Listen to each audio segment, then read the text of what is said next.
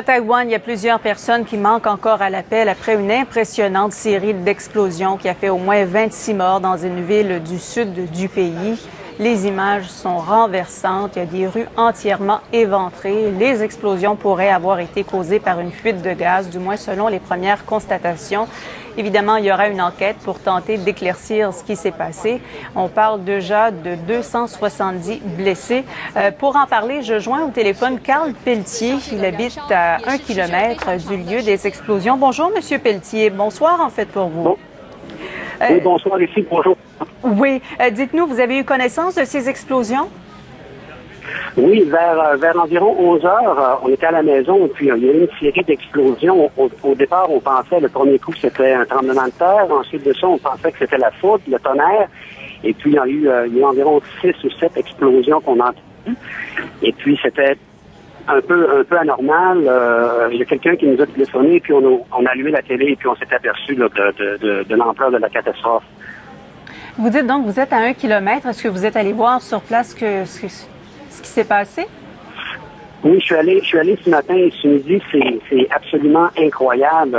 Les rues, c'est quelque chose qui est à peu près impossible à décrire à moins de le voir vraiment sur place. Juste imaginez que vous enfouissez un câble sous la terre et puis soudainement vous tirez le câble. Ce que ça va donner comme effet, la terre va se renverser. C'est la même chose, excepté que c'est des rues complètes. C'est gigantesque, c'est impressionnant. Les voitures renversées, les voitures écrasées sur le béton, c'est effroyable.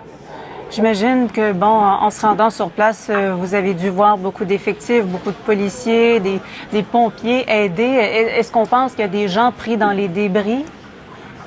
Oui, il y a une des artères principales, la rue Taishan, c'est inaccessible. On n'est pas capable d'accéder à cette rue-là.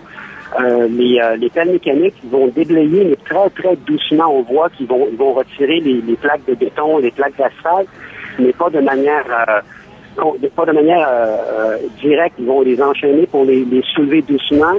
On voyait ce midi les militaires qui utilisaient des pics un peu comme quand il y a des gens qui sont ensevelis sous la neige pour voir s'il y a des gens qui sont ensevelis sous le sable. On voyait les militaires qui entraient ça dans le sable pour voir s'il y avait des gens enfouis dessus. C'était comme ça tout le long de la rue. On peut voir à distance les militaires taïwanais qui faisaient ça. Vous habitez là-bas, vous avez des connaissances. Est-ce que vous avez eu peur pour certaines de vos connaissances? Est-ce que vous avez fait du téléphone, savoir si tout le monde se portait bien?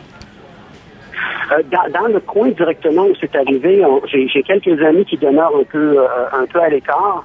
Ils nous ont envoyé des messages assez rapidement pour dire que tout le monde était sain et sauf. Des collègues de travail, il y a une collègue de travail qui demeure tout près à une rue de là. Elle pensait que c'était un bombardement quand c'est arrivé parce que ça explosait à gauche et à droite. Mais dans les gens que nous connaissons, tout le monde est sain et sauf. Bien, Carl Pelletier, donc, on vous remercie beaucoup d'avoir pris quelques minutes pour nous expliquer ce qui s'est passé. Vous êtes en quelque sorte nos yeux et nos oreilles. On a bien vu les images, mais de vous parler, ça nous en dit davantage. Merci. Ça fait plaisir. Au revoir. Au revoir.